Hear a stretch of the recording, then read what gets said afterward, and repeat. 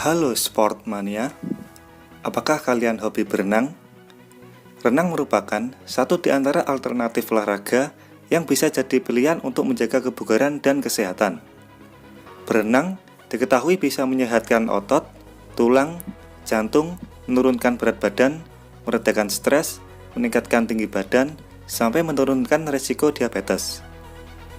Renang gaya dada disebut juga dengan renang gaya katak. Gerakan tubuh meniru gerakan katak sedang berenang sehingga disebut gaya katak.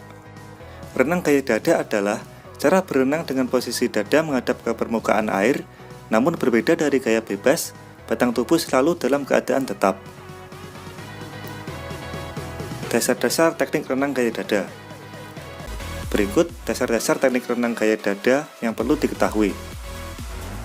Yang pertama, posisi badan teknik renang gaya dada.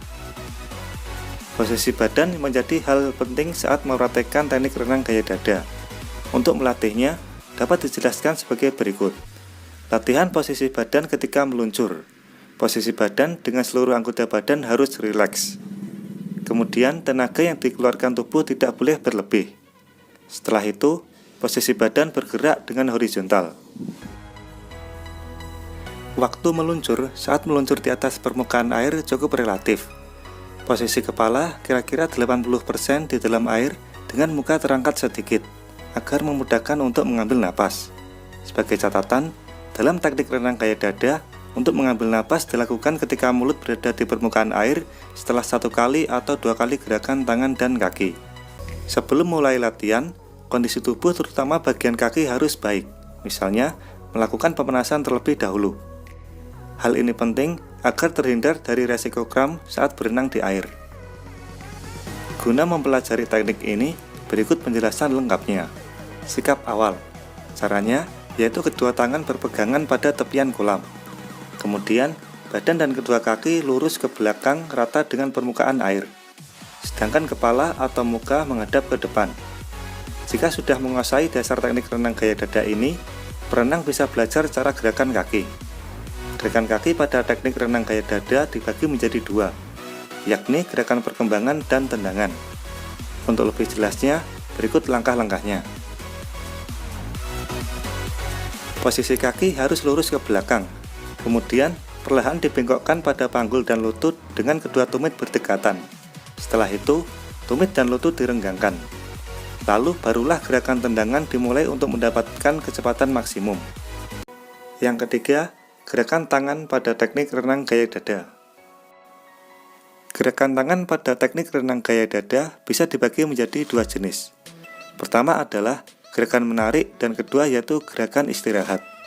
Adapun penjelasan lengkapnya sebagai berikut. Gerakan menarik. Suatu gerakan pada teknik renang gaya dada yang menarik kedua telapak tangan ke belakang dengan kuat sampai segaris bahu dan posisi siku yang tinggi. Gerakan istirahat.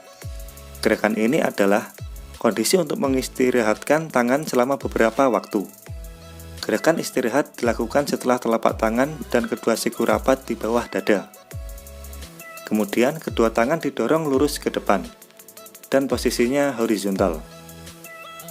Gerakan tangan pada teknik renang gaya dada akan membantu menstabilkan posisi badan serta menambah kecepatan berenang. Teknik yang keempat atau terakhir yaitu pengambilan napas dalam teknik renang gaya dada.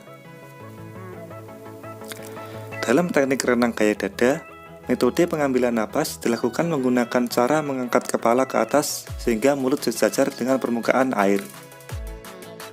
Momentum ini bisa dimanfaatkan untuk menghirup udara di atas permukaan air. Selain itu, gerakan ini waktunya hampir berbarengan ketika kedua lengan menekan air ke bawah dan mendorong air ke dalam. Setelah mengambil napas, secara perlahan kepala diturunkan dan udara dihembuskan di dalam air. Pada tempo yang cepat, perenang biasanya akan menghirup udara sebanyak mungkin agar tenaga serta stamina-nya terjaga sampai menyentuh tepian kolam.